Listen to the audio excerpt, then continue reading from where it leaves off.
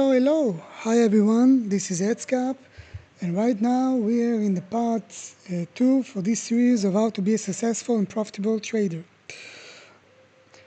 As I said before, my name is Edscap, and I would be delighted if you can subscribe the channel, put on the bell notification, give me a like button, and also share this video with everyone who's interested in how to be a day trader. So let's get right into the program. So how to be a day trader. Day trader part 2. Alright. So in the previous part we were talking about the psychology of things.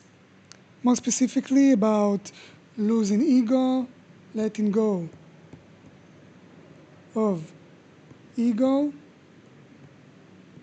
We also talked about being dynamic. Also about not to do overtrading, not to overtrade, not to be stuck with a rigorous mindset, like this is the dynamic, and also know how to limit the variables that you can do in order to have highest win rate. Because we're dealing with uncertainty. Trading is about uncertain factors that we don't have control over them. So in order for us to get the best results, we need to be patient. We need to wait for the correct time that historically, with statistical, is proven that they are like the best time for us to trade, and stick to it. So dynamic, psychology, psych, surviving in the game, not looking at the profit and gain, because if you look at the money, you're gonna lose, etc. You can check part 1 in the previous video. All right, so what we have in the program today? So basically what we have in the program today is that we're gonna talk about market maker. Who's the market maker? Why price move? Okay, market maker, and why price moves. All right. So Mr. Market Maker, or a lot of Mr. Market Maker, they are like the big guys. What do I mean by big guys? They're actually the one who move the price. They're venture capitals, they're banks, they're insurance company. They are the biggest corporation over the world, and they are the one who control the price. They are the one who actually gives you liquidity when you, for example, put on a trade and you with leverage, and you say to Binance or whatever it is, or IBI or other firms and other brokerage companies or sites that you want to trade with leverage. So they give you the liquidity for you to take the loan and pay, and for example, put a trade with higher leverage, for example, 50x on Bitcoin. Don't do that. But just for the sake of example, so you would understand where the liquidity and who's the liquidity provider and why they are the market maker. Because they move the price. They have the capacity, they have the means to move the price, because you and I, and a lot of you and I together, a lot of other people who are regular like me and you, we are not going to move the price, because we are talking about marketization of trillions and billions of dollars. We're not going to move the price. So market maker is the one who move the price. Till here it's pretty clear, right? Awesome. So if market maker are the one who moves the price, why do they move the price? So basically price moves when it has a lot of liquidity. It moves from side of less liquidity to side of higher liquidity, or more liquidity. So for example, if we have here in this price point, let's say this one in Bitcoin, let's say this one is 71,102, just for the sake of example, you have 25 million USD just waiting for them to be taken. What do I mean to be taken? Either you have a lot of offers, so I mean like a lot of offers that wants to sell the price in this price point. So the accumulation, the aggregated volume of that the aggregated money that you have there is 25 million, so price tends to go that way. And also a liquidation point, because many people, they can open shorts here and here and here, sell with high leverage, and if it reach that price point, they're going to get liquidated. Their position going to get liquidated, and who's going to win from that? Market maker. You need to understand, in order for you to win, the market maker needs to lose. In order for you to lose, the market maker needs to win. So basically, the market maker is always winning because he's owning the house. So you need to be smart about how you trade and trade according to the market maker psychology. All right, so how the market maker moves the price. So as you probably know, price doesn't move like this or like this, right? All right, so the cycle of the market maker and how he moves the price is going like this. So imagine you start with a W, right? We start with a W. Price consolidated in this part, in this area, didn't do much. And then you have a breakout of this zone. This is what we call level 1. Why level 1? Because it was higher than the last level, this one. And then you have a retrace. As long as the retrace isn't going below, doesn't go below the previous high, it's a valid level. So this one is a level 1. And then you have another move up. This one is level 2. Level 2. Same idea. And then you have level 3, which is peak formation, and then you start to see the M's. Level 3. This is where you start to see the M's and maybe the shift in the counter move, in the counter direction. Now, this kind of thing that I'm showing you is not something that I invented or I created. It's important to tell you that Steve Monroe from How to Be the Market Maker and Traders Reality talked about it first, and I got it from them. So you have level 3, right? And then you have an M formation, you have consolidation, and then you have price moving down, price shifting the direction to move lower. So this one we can say level 1 in terms of down movement. And then you have a retrace back up, and then another move. This one is level 2. Level 2. All right?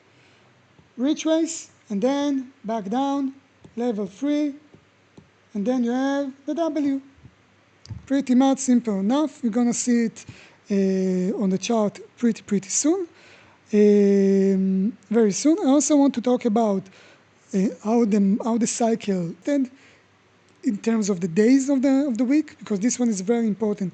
They're very interchangeable. So if you want to learn about the market maker cycle, you also need to learn about the days and how it actually shown on the days. So if we take a week or one full week, basically Monday in the beginning of the market, you have the false move. Monday is a false move. So it's either going to go up or down.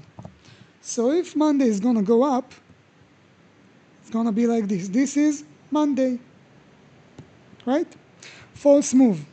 False move. All right, this is a false move. What happened on Tuesday? What happened on Tuesday is that you have nothing much, just going sideways, and then in the American session or before the American session, prior to the session, you're going to have a move down. So this one is the true move of the week. So this is on Tuesday. You have a counter direction. And then between Tuesday and Wednesday, right in between, between the American session and the Asian session or the Australian session, you have a retrace. And then you have a continuation on Wednesday. So it's another move down. Okay, so basically if Monday goes up, Thursday, for chances, you're going to see a down movement. And Wednesday, you're going to see also a down movement, although not that intensive, not that distinct. Wednesday, it's an accumulation zone. Why? Because it's going to do like this, and then it's going to be like W. And with the W, on Thursday, they're going to shift the price up again. Okay, so Friday I'm not usually trading because Friday is it's a pretty much difficult day to trade because it's either go like this or go like this. I'm not trading Fridays. And if you're new to the trading game, don't trade Fridays. You won't have much liquidity. It's half day for the American. It doesn't work out. Now, in terms of the opposite direction, it's opposite. So if this one is Monday, this one is Tuesday, Wednesday, and then Thursday. Pretty simple enough. We're going to see it in the chart very soon. I want to move on to another thing because we talked about M's and W in the last video. So M's and W, those are like points in the chart that you can actually see them as accumulation zones. Why? Because if it's a W, it's a double bottom, right? Price doesn't move lower than that. If it's an M, it's a double top, right? Price doesn't go higher than that. So how do you trade them? Basically, you wait for the volume to get in. What do I mean by that? Because you can get into this kind of direction, sideways action, until indefinite time, until the market maker decided to wake up and say, okay, we need to change the price. And then what's going to happen is that it moves the price like this, shift it back up. So you see now the intention of the market maker on the W's, right? See it. You have volume. You waiting for the retrace, because there are going to be retrace after this aggressive move up, to enter long, to buy. And then the movement continuing up. Same kind of thing is going to be with M. You wait for the intention. And then after the retrace, you enter here for the sell, for the short. And then you get it from here, shorting. Now, what is an RSI? In a quick explanation, RSI is a relative strength index. You can use it as a guide, as a tool for detecting bottoms and tops, and if price is going to change direction from there. So RSI is a relative strength index. So I don't want to bore you and complicate things with the mathematical formulation of how they calculate RSI, but it's relative strength index, and it shows like this in the indicator of the trading view. The upper line is 70, the lower line is 30. If you see on the higher time frame, when I mean higher time frame, hour, 1 hour and above, like 2 hours, 3 hours and more, longer, if you see it goes above like 70 or below 30, it's a good opportunity to look at the chart because things start to get interesting. Why? Because price would probably shift from there if you have another condition, and we're going to talk about it soon. So if price is above 70 or below 30, usually they tend to shift the price back up to this direction. Why? Because it's an extreme. You always want to trade the extreme, not the in the middle, because then this one is going to be like gambling. You don't want to gamble. You want to have the best success rate, the best win rate that you can have. Same thing here. All right. So let's go into the chart and see everything that I was talking about, and also divergences. You're going to see it more clearly on the chart, so stay tuned. Welcome back. Right now we're seeing the chart of Japan index, Nike, on the 1 hour time frame. Now, remember that we were talking about the beginning of the week and the market maker cycle? All right, so let's start with the beginning of the week for the weekly days. So this was the end of the American session on Friday. See, Friday, this was the end. This this red line, this red square, describe the American session. Then you have a gap, which was during the weekend. The market wasn't open. All right, so what happened? You see there is a gap, right? And then price move up, aggressively up in the open of the week. And then you see another move up, and then another. This one is on Tuesday. Another move higher. But look what happened. They didn't move. They didn't really move higher than that. What happened in London time? See, they started to shift the zone. So in the middle of Tuesday or in London session prior to the American session, they're going to shift the zone down. They're going to counter the direction that opened the week, like you see it in here. This is the current time, the price live. Now let's see maybe something even more complete so you can understand. Let's see. Friday. Okay, let's start with this one. This one is good. This one is on Monday. Monday last week, Monday 8th of June. So on Friday, they move price down, right?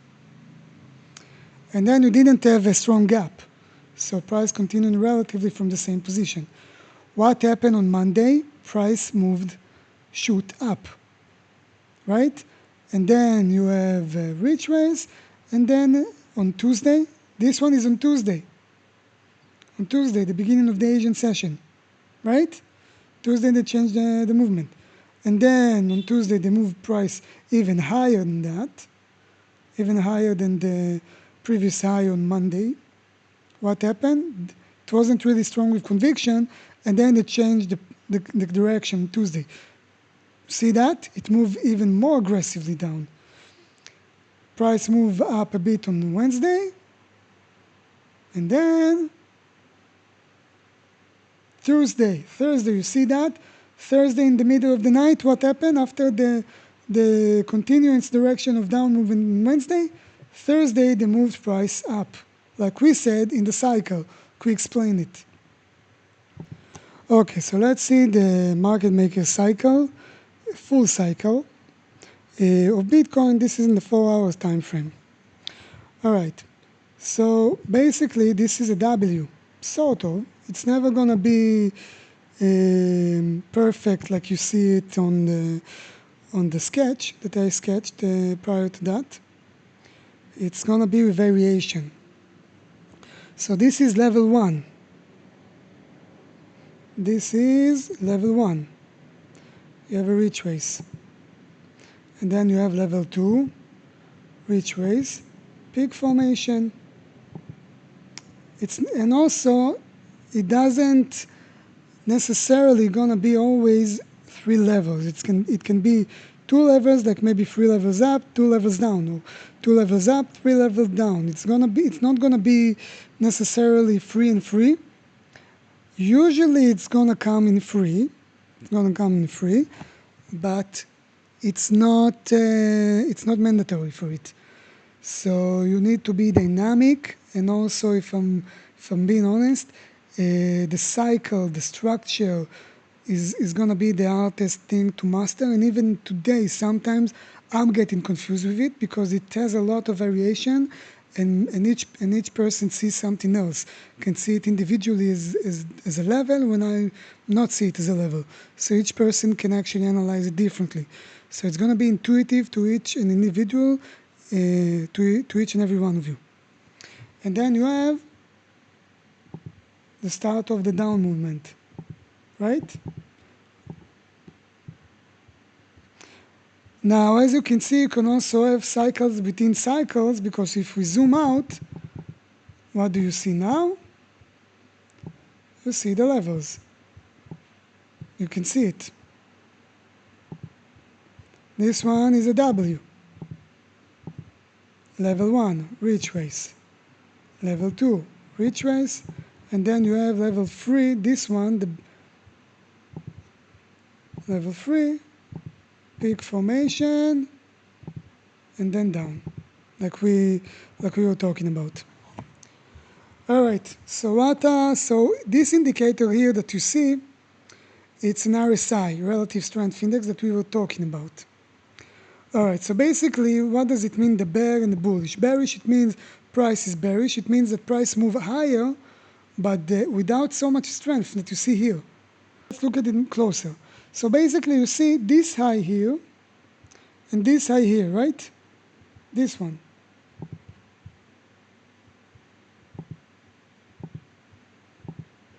If you look at it closely, they are below they're under the same thing, right?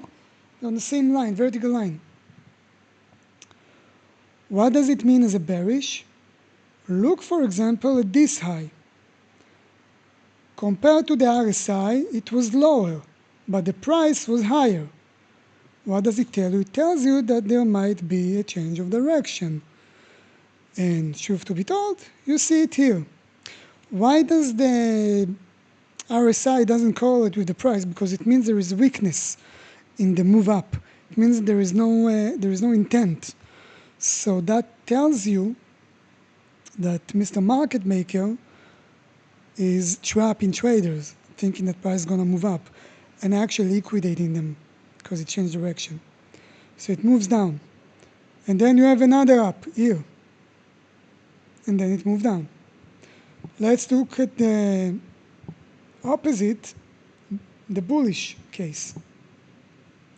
What does it mean, bullish case? You're going to see it right now. So as you can see,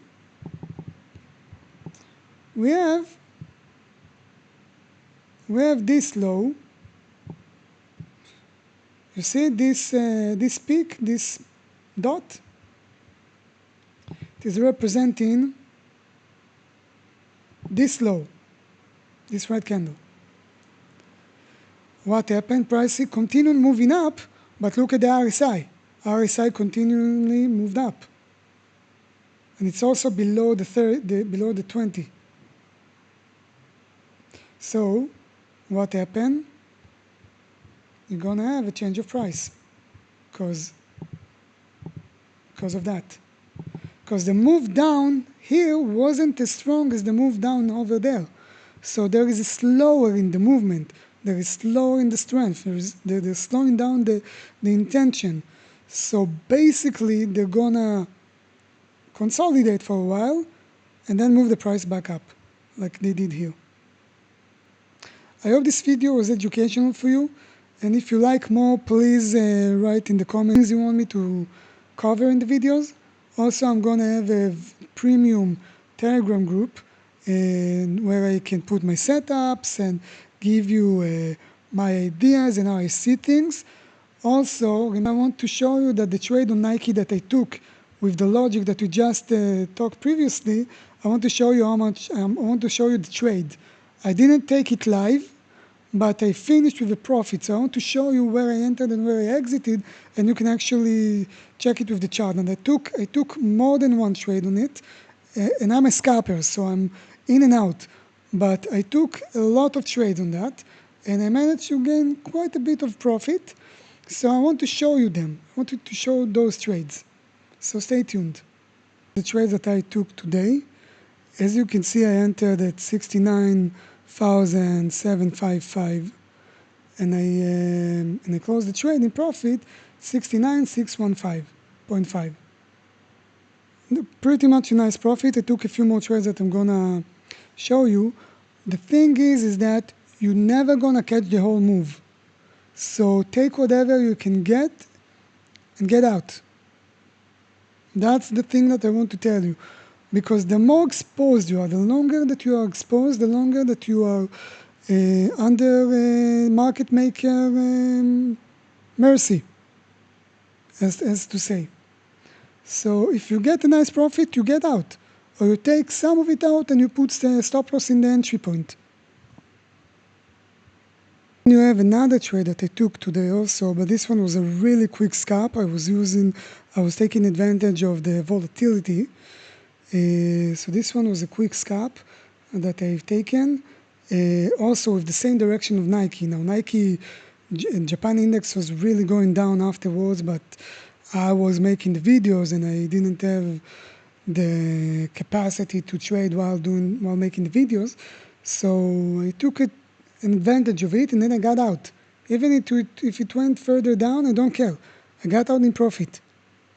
So I just wanted to show you this, that I walk the talk. That's what I wanted to show you, that I'm not just a random guy mumbling nonsense and doesn't walk the talk. All right, so I'm gonna put in the description my Telegram ID, and if you would really like to join the VIP group where I can give you setups every day, or when I okay, so I'm gonna put my Telegram ID in the description, where you can inquire about joining the premium group, where I give setups most days of the week. When I see something that is really high chance and high probability, I will put in there. Also tell you, also show you how I handle the trades, how I deal with it live, how dynamic I am, because you got to be dynamic. If you want to be a day trader, you have to be dynamic. You're not a swing trader where you can wait for days until price moves in your direction. Also, swing trading, you open less leverage or use less position size. So that's another thing. With day trading, you use quite a bit of size to make a decent profit. So I'm gonna put that in the description. Also, I would like to know from your comments if the audio got improved. The audio improved because I got the new microphone with me. Don't forget to like, don't forget to turn on the bell notification, don't forget to subscribe.